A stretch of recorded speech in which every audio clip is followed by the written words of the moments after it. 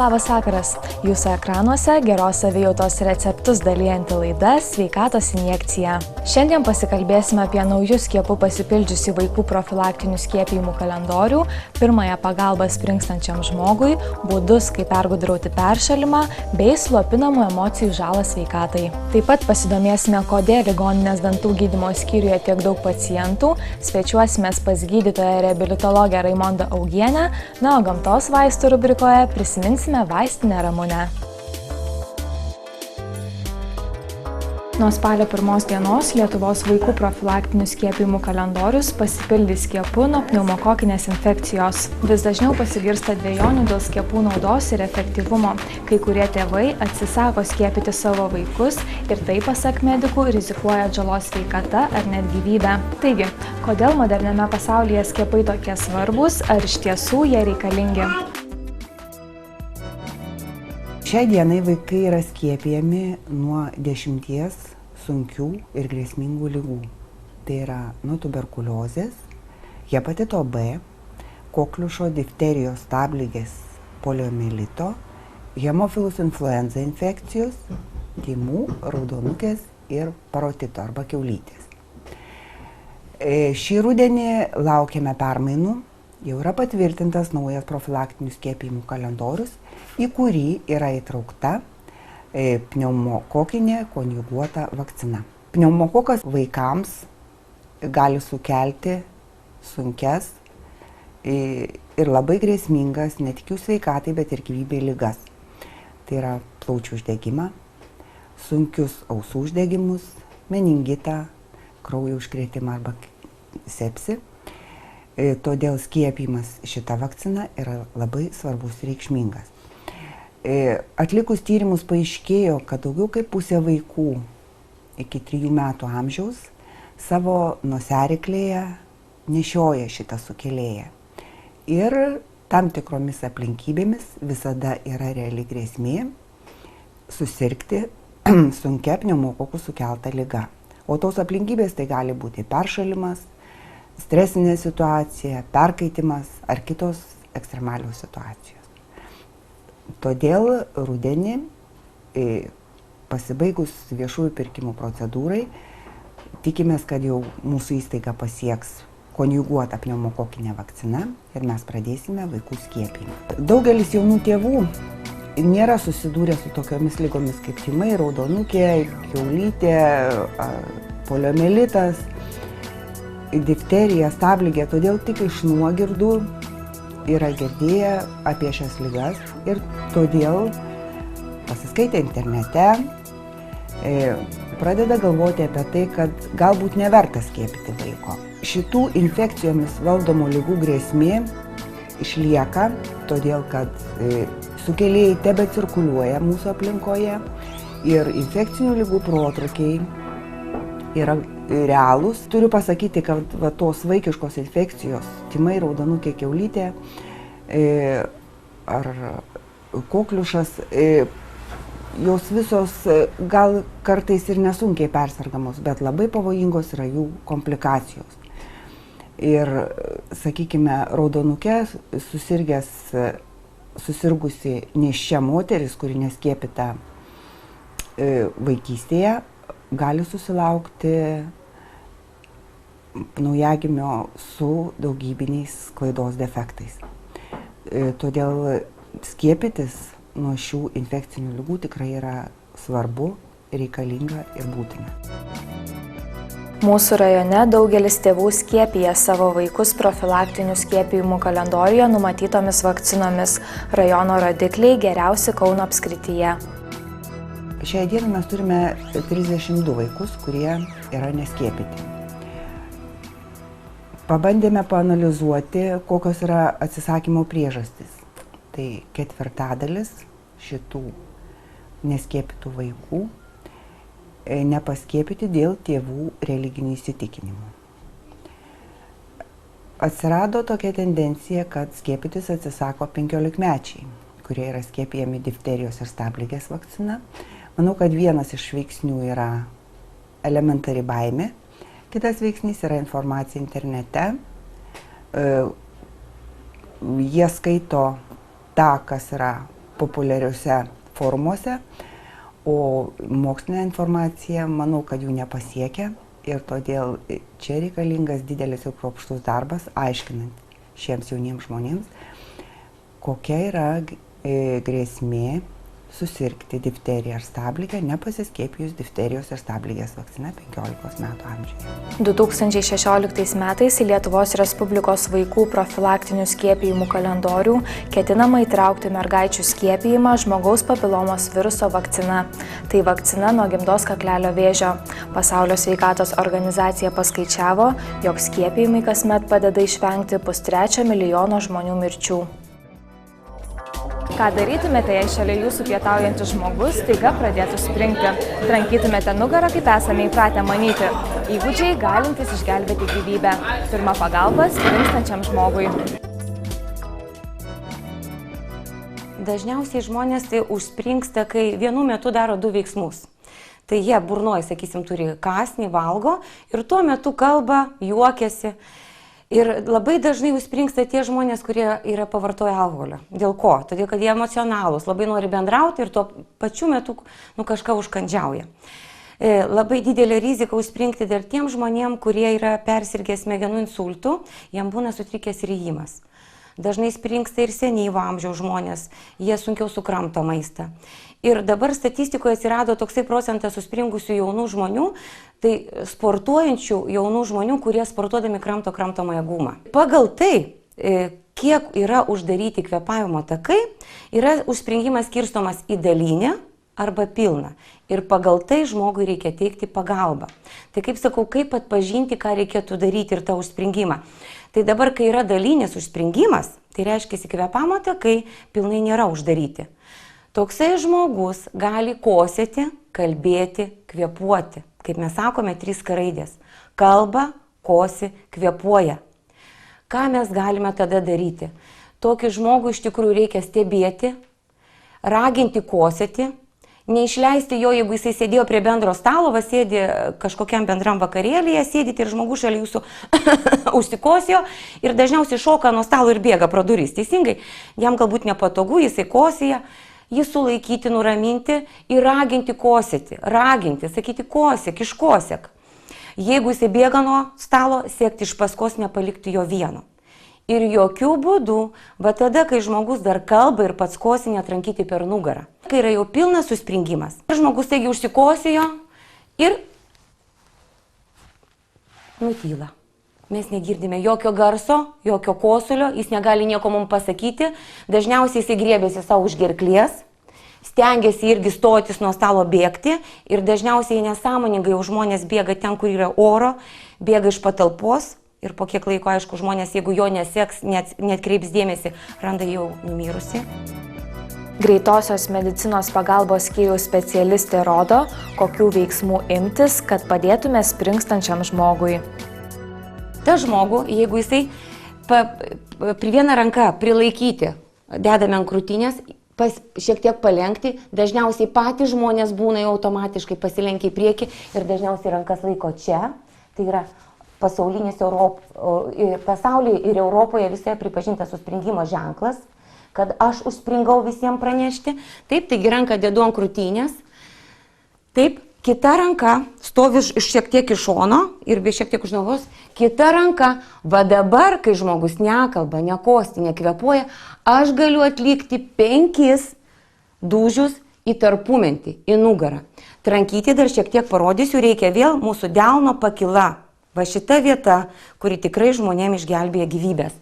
Taip, aš nedaužysiu stipriai, bet smūgiai turi būti stiprus. Stiprus, staigus, jų kryptis turėtų būti gilyn ir kaip kablys aukštyn, kad mes norėtume išstumti svetimkūnį iš kvėpavimo takų. Taip, ir 5 smūgiai. 1, 2, 3, 4, 5. Būklė nepasikeitė, žmogus, mano ranka ta kaip indikatorius, nepradėjo kosėti. Nesirado joks balsas, garsas, nei ten aš jau viskas, aš atspringau, ačiū. Būklė nepasikeitė, taip pat ta ranka žiūri, ar žmogus neprarado sąmonę, kad neglemba, prilaikau aš jį. Sekantis žingsnis yra 5 pilvo stūmiai, kitaip vadinami Hemliko metodas. Taip, Hemliko metodą aš šiek tiek parodysiu dabar žmogų be mūsų paruoštos priemonės. Taip, nepaleidžiu taip, sugniaužiu kumštį, geriausiai kumštį dėti statmeną, va šitaip. Ir kumštis dedama šiek tiek žemiau po duobute virš bambos. Kai sakau bambos, aišku, mes tuo atveju neieškosime, čia labai trumpas laiko tarpas. Dedame šiek tiek po duobute, kitą mūsų ranką dedame ant viršaus ir pilvo stūmis turi būti taip pat staigus, stiprus ir jo kryptis taip pat gilin ir šiek tiek kai kablys į viršų. 1, 2, 3, 4, 5. Hemliko principas, to pilvo stūmio principas ir yra tas, tai kaip tuščio butelio principas. Įsivaizduokite, plaučiuose yra likę šiek tiek oro. Nors žmogus, va čia užsikišo, ne, ties balso klostėmis, užkišo kvėpavimo takų svetimkūnis, bet plaučiuose oro šiek tiek likę.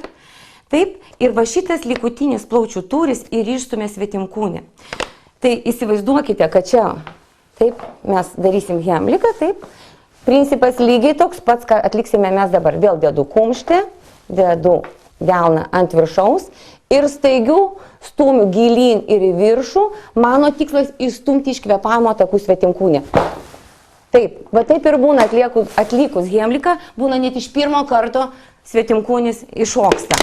Atlikę 5 pilvo stūmius, būklė nesikeičia. Vėl atliekame 5 dūžius į tarpumentį. Bet tai atliksime labai neilgai, nes žmogus iš tikrųjų be degonės labai greitai praranda sąmonę. Jeigu jo svetimkūnis neatkimš kvėpavimo takų, jisai pradės mūsų rankose suglebinėti. Taip, ir mes va tada taip prilaikydami pajautėm, kad žmogus glemba, saugiai saugodami galvą jį paguldome ant žemės. Mūsų žmogus prarado sąmonę ir jisai nekvėpuoja. Vadinasi, žmogui ištiko staigi mirtis. Ir šiuo atveju reikia elgtis kaip gaivintume. Iškviečiam pagalbą, jeigu yra šalia žmonių, prašome, kad iškviestų mums greitąją pagalbą ir pradedame pradinį gaivinimą nuo 30 krūtinės paspaudimų. Dedame rankas ant krūtinkaulio, delno pakila, pailga, rankos statmenai ašį, kurią dedame, rankos ištiestos per alkūnes, nes visas svoris mūsų turi tekti ant delno pakilos. Ir spaudžiame 30 kartų. 1, 2, 3, 30. Toliau seka 2 įpūtimai. Atlošiam kvėpavimo takus, ranką ant kaktos, pirštai už smakro, pražiodome. Būtinai turime pažiūrėti burnos ertmę. Ar nematome svetimkūnio? Nes mūsų krūtinės paspaudimai, kuriuos pirmiausiai atliksime, yra šansas, kad išstums svetimkūnį ir mes jį galbūt burnos ertmėje pamatysime.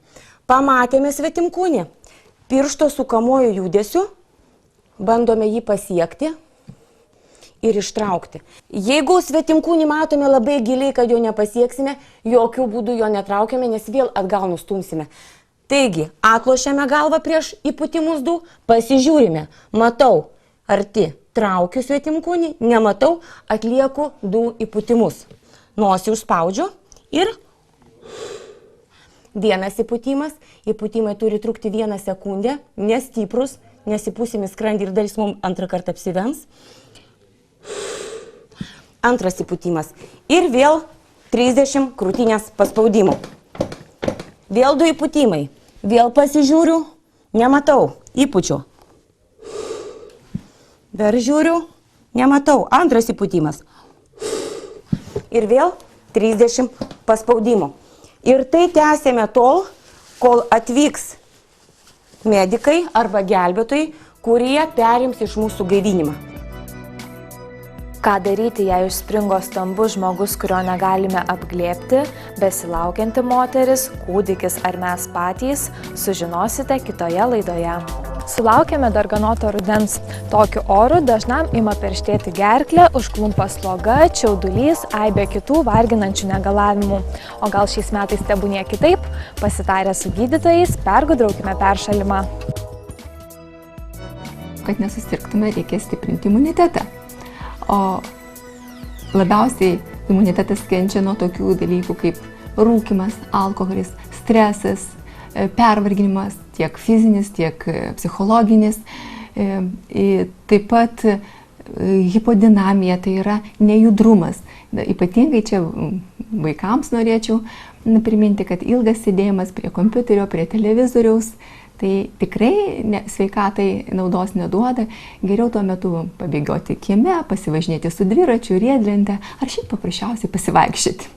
Mityba taip pat labai sveikatai svarbi, ji turi būti subalansuota, įvairi.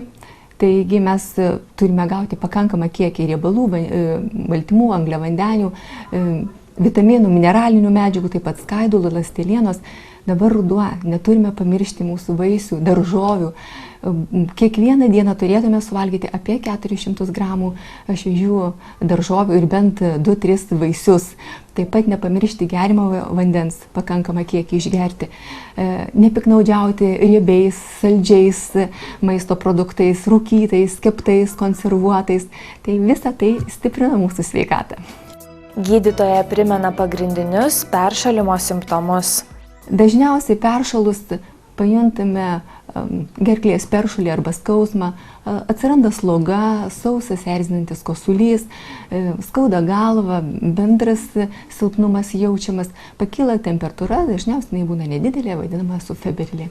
Jeigu temperatūra pakilo daugiau negu 38,5 laipsnio Celsijaus, taip tokią temperatūrą jau reikėtų mažinti vaistais nuo temperatūros. O šiaip, jeigu tik tai nežymus temperatūros pakilimas, užtektų paprasčiausiai liepų žiedų ar aviečių arbatos. Pajutus pačius pirmuosius simptomus, reikėtų paskalauti gerklę, pavyzdžiui, galima su druska, gerai išsivalyti nosį, išsiplauti. Taip pat tinka įvairių žolelių arbatos. Jeigu labiau peršti gerklę, galima pavartoti ir čiulpiamas pastiles arba purškiamus vaistus nuo gerklės skausmo ir uždegimo, pailsėti, išsimiegoti gerai, pagulėti. Aišku, jeigu tie simptomai sustiprėja ar negerai jaučiamės, būtina kreiptis į gydytoją. Visada išlikti ramiam, susitvardyti net tada, kai atakuoja žvėriška įtampa. Savybės būtinos šiuolaikiniam žmogui. Rodos, turėtume iš viso tiesiog nejausti. O jei pamirštume apie visuomenės nuostatus ir pagalvotume apie sveikatą, užgniaužti emocijas ar leisti savo jas išgyventi. Mūsų organizmui tos emocijos ne šiaip savo įdėtos kaip nereikalingas dalykas. Jos rodo mūsų būseną ir reiškia verčia mus kažkiek tai pasižiūrėti, kaip mes jaučiamės, kur mūsų problemos yra, ką mes netaip darome, nes emocija lyg tai būtų atspindys to. Ir dažnai žmonės ateina, sako, kaip ir niekas nevyksta, gyvenu gerai, bet įtampa visokia. Tai reiškia, kažkokioje vietoje yra problemos, kurių žmogus arba nesprendžia, arba jų nepastebi ir panašiai. Šiaip jau, jeigu pažiūrėti, tai vis tiek teigiamos, tiek neigiamos emocijos mums reikalingos. Netgi neigiamos, kurios atrodo tikrai ne prie ko. Visų pirma, tai mus taip mobilizuojančiai. Nes, tai kažkokia nedidelė dozė nerimo, įtampos, mus vers labiau ten susikaupti, labiau ką daryti. Mes emocijų nelabai galim taip savo pasirinkti, nes kaip per dieną sakoma, iš kokia sunki diena buvo, tai buvo taip kaip ir smagu, paskui vėl blogai, paskui vėl kažką, arba tiesiog visa diena tokia keistoka yra. Tai mus gerokai vargina ir mūsų sveikatą taip alina. Kokie pirmieji tai požymiai, kad mums yra blogai? Tai visų pirma, ir su miego sutrikimai įvairūs, nes nuo tų pastovių įtampų. Kiti tokie dalykai ir atsiranda įvairūs skausmai, kurių niekas negali įvardinti. Dažniausiai tai tokie keli metodai būna, kaip mes tas emocijas šalinam iš savęs. Tai vienas tas slopinu, kad nuduodu čia ir nuo to mes skaudžiausiai gaunam. Ir tada, nes vis tiek, kaip sako, jeigu mes neišmetam tų emocijų kažkur ir nepašalinam, mūsų duoda mūsų organizmo vidaus organams visiems, tiek širdies ir kitiems organams, ir jau nekalbant apie kurios psichikos sutrikimus, nes galim pradėti jau mes neadekvačiai tą savo emocijas reikšti. Kitas dalykas, kaip per agresyvumą. Daug žmonių, ir tikriausiai pastebėsit irgi per savo gal tokį temperamentą, charakterio, kai kurios bruožus, netgi auklėjimo, jeigu sen šeimoje buvo matęs visą laiką, kaip ten emocijos liejamos agresyvumo būdu, bet tai čia yra ir iš tokių prastų dalykų, nes, iššovė į kitą, kaip tau ir lengviau, bet nepamiršk, kad kitas gavo dabar, o kur kitas padės. Ir taip mes paskui pradedam nešiotis iš darbo į namus, dar kažkur tai, todėl kiekvien čia galbūt nėra universalaus būdo, kaip, sakykime, taip pašalintas, tai būtų trečiasis toks pašalinimo būdas, tas visas emocijas. Kiekvienas žmogus turėtų rasti savo tokių metodų. Labai pastebėjau, yra geras dalykas, žmonės mažiau turi problemų su savo tom emocijom, pavyzdžiui, hobį turi savo. Tai jis žino, nu čia padirbėjom, pasitvarkėm, čia yra kažkokie tai, gal ir ne visai malonus darbai, yra kažkokios problemos, bet aš užsiimsiu savo malonį, save lyg tai skatini, kad aš dabar turėsiu kažkokį malonumą. Kitas dalykas, mes mažai labai svajojam. Ir, sakykime, dar toks su emocijom gal dėliojimosi variantas, mes neturėtume apsėti be plano. Nu tai taip, reiškia, 19 valandos aš tada grįžęs tam pradėsiu svarstyti, ką reikia daryti. O dabar, tą temą, kad nebūtų taip, aš čia klausau kito, galvoju apie savo reikalus, gaunasi košė ir nuo to dar pasidaro blogiau. Netgi, sakykime, jeigu pastebėt, kino filmai, tai galim su pasisekimu DVD čia, namuose, televizija, bet nuvažiavus į kino teatrą, žiūrėjimas yra visai kitoksai. Tai visai kitokia emocija. Tai mes save pavaišinkim tom emocijom, tokiom, kokiamis norim, ko mums reikia. Ir mes turim kartais ir kitam pasakyti, nes mes jau čia įpratę. Vieni klaidinam, kiti nesuprantam. Tai vietoj sakymo, tu mane nervuoji šiandien, tai reikia sakyti, aš pykstu. Man pasakėt kažką, pykstu. Ne tai, kad koks čia nervavimas. Tai mano emocija pykstu, o nervavimas tai čia kažkas kaip ir kaltinimas jau būtų jų.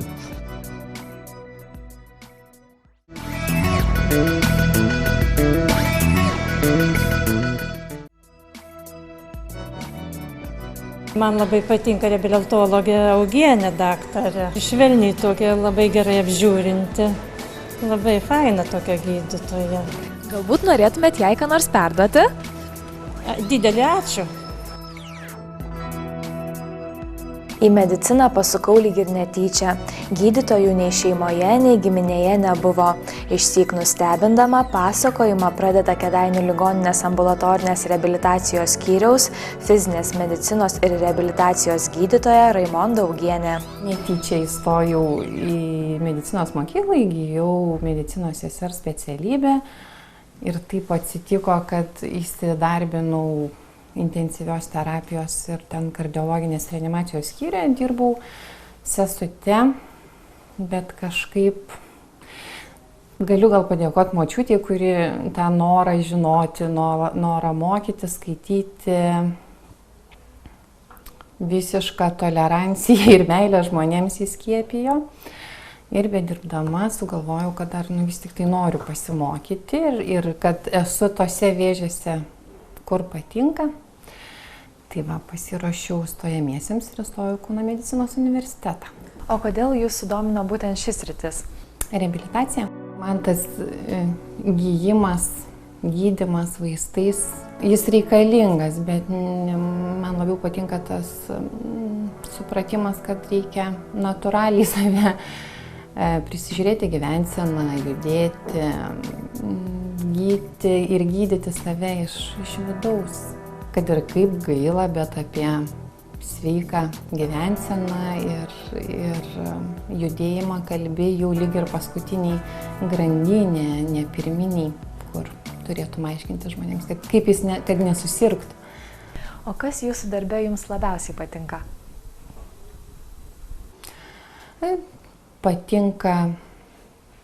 Patinka tas grįžtamasis ryšys, pabendrauja, jeigu reabilitacijos metu, tai gyveni su žmogumi 3 savaitės ir matai, kad jis arba gerėja, arba blogėja, gali tartis,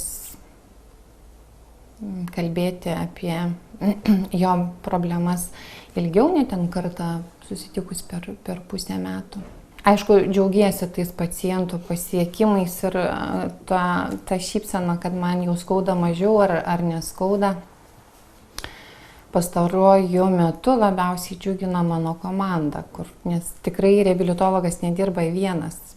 Aš esu vienam rate, kaip ir pacientams sakau, ir su komanda šnekamės, kad nėra gydytojas aukščiau, mes turim tartis ir dirbti kartu, tai kad komanda pagaliau įgyja supratimą, kad mums reikia tarpusavį bendrauti ir dirbu su žmonėmis, kurie labai myli savo darbą, tiek kineziterapeutai, tiek masažuotojai, tiek fizioterapijos visas personalas.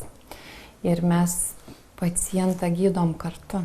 O su kokiais pacientais sunkiausia dirbti? Kiekvienas iš tiesų ateina čia su savo skausmu, kuris tam žmogui yra didžiausias. Gal man tai yra 20 ar 10 pacientas, kuris lyg ir panašiai jaučiasi, bet tam žmogui jo skausmas yra didžiausias. O ar esate kada pagalvojusi, jeigu nebūtumėte medikė, kuo tada būtumėte? Kitas klausimas, kur turbūt vienintelis atsakymas - doras žmogus.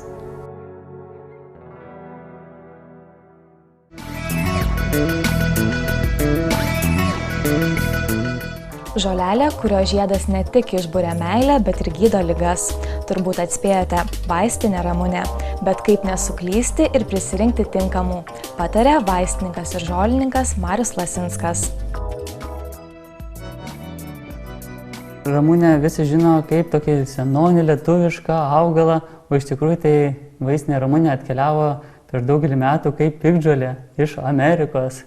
Ir taip ir kažkaip prigijo mūsų krašte, kad dažnas mes grėbėmės Ramunės, kai tik tai sulaukiam kokių tai pilvo skausmų, pūtimo, ar koks tai uždegimas yra, ar nevirškina, neaiškios kilmės įvairius diegliai, spazmai, tai vat Ramunė labai mums pagelbėja. Čia ne vaistinė Ramunė, jeigu kas nors pagalvojate, kad čia vaistinė Ramunė rankoje laikau, tai ne. Čia yra bekvapis šunramunis. Ar tikrai bekvapo yra? Ne? Tikrai. Nėra kvapo jokio. Tai yra bekvapis šunramunis ir jisai nėra naudojamas vaistams, bet dažnai gali būti sumaišymas su vaistinė Ramunė. Vaistinė Ramunė tik tai maždaug iki rugsėjo jinai žydi renkama, tai aš jau ją surinkęs ir išdžiovinęs, jau pas mane jau jinai va kvepia Ramunė. Taip, tai va čia yra vaistinė Ramunė, jinai yra kiek smulkesnė, o bekvapis šunramunis yra stambesnis, jo ir visas žiedynas yra. Šitos bekvapės šunramunės stiebas yra tuščiaviduris ir jisai gali būti netgi ir aukštesnis. Tiesiog, žinoma, neįgudus akis iš toli, vat pievoje kur nors augant, gali sumaišyti su vaistinė Ramunė. Bet prieėję, jeigu pavosite ir nėra Ramunėms būdingo kvapo, jeigu augalas tikrai atrodo žiedas stambesnis, tai manykite, kad jūs radote ne vaistinė Ramunė, o bekvapė šunramunė. Dar iš tolo galima ir sumaišyti su šito augalu, žinoma, čia visiškai skirtingi yra augalai, tai yra šemenis. Tai yra tiesiog gėlytė, dažo gėlė, bet kuri gali būti randama ir laukose pievose, kaip užnešta tiesiog sėklomis.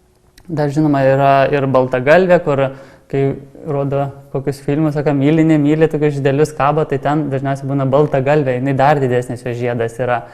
Tai ten yra visiškai irgi jokių vaistinių savybių neturintis augalas, todėl jisai yra nenaudojamas. Pačią vaistinę Ramunę reikėtų namų turėti netgi ir vaistinėlėje, ypač kai ateina šaltas sezonas, taip, ruduo, paskui ir žiema, tai kai pagrindinė tokios vartojimo indikacija nusinuo žinoma kaip nuo peršalimų, nuo kosulių, nuo įvairių uždegimų.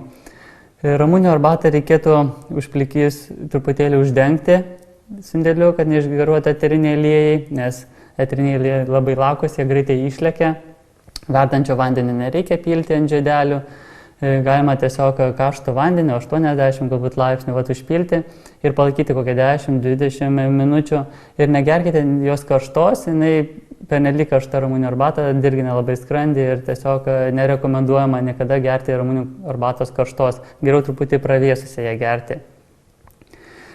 Galima iš ramunės daryti ir įvairius kompresus, jeigu tai yra žaizdelės įvairios ar gerklės skausmai, galima daryti ir pagargaliuoti, galima netgi tokį užpilą pasidarius valgomą iš šaukštą 0,5 litro, arba galima, kaip minėjau, daryti įvairias voneles, netgi ramunė pasižymė ir prieš alerginių poveikių. Tai jeigu yra bėrimai odos įvairūs, tai tiesiog pasidaryti tokį kaip užpilą, pamirkyti kompresiukus ir dėti iš vatos tokius kompresėlius ant žaizdų. Tai bus toksai prieš uždegiminis, prieš alerginis poveikis. Galite netgi maišyti su kitais augalais. Galite netgi, pavyzdžiui, jeigu yra kažkoks tai nevirškinimo simptomas ar kažką, tai galite tiesiog net dėti raudonėlio truputėlį, raudonėlio, vaistinės ramunės ir kokie mėtos lapeliai dėti. Ir tada gausis tiesiog toks skrandžio draugo mišinys. Jums, kai sustoja skrandis ar nevirškina, ar putimai įvairūs yra, tai tikrai jums šitą arbatėlę yra pagelbės.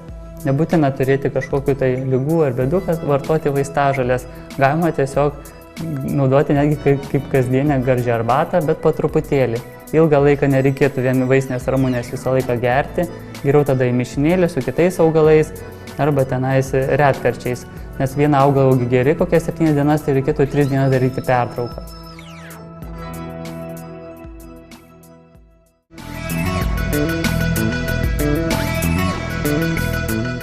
Ligoninės dantų gydymo skyriuje nutįsusios ilgiausios eilės.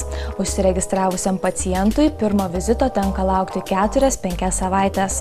Kodėl, klausėte jūs? Pasirodo, eilės gerokai susitrauktų, jei mes būtume atsakingesni. Pastebėjome, kad didelė dalis pacientų pas mus vizito dieną neatvyksta. Ir ne tik, kad neatvyksta, bet ir apie tai mums nepraneša. Ir tokiu būdu tie pacientai lyg ir atima galimybę jiems skirtą vizito laiką tiesiog panaudoti kitiems pacientams, kurie galbūt norėtų gydymą pradėti greičiau. Vertindami tai, su įstaigos administracija dar praėjusių metų gruodį priėmėme sprendimą pakeisti vizito pas gydytoją registracijos talonėlius. Juose pateikti prašymus pacientams, negalintiems atvykti nurodytų laiku, kad apie tai praneštų nurodytų telefonu ne vėliau kaip prieš dieną iki vizito. Tačiau rezultatai vis tiek buvo netokie, kokių mes norėtume. Gydytojas skaičiuoja, kad per mėnesį atvykti negalinčių ir apie tai nepranešančių pacientų susidaro 10. Liepos mėnesį pakartotinių pacientų registruota 622. Iš jų netvyko 76. Iš 76 apie neatvykimą informavo tik tai 24 pacientai. Jeigu būna taip, kad suserga gydytojas, tai tikrai mes skubame visus pacientus, kurie tą dieną turi apsilankyti, perspėti, perskirti vizito laiką. O pacientai kažkaip apie tai pamiršta. Tiesiog nejaučia atsakomybės, kad apie tai, kad negali atvykti, reikia laiku informuoti.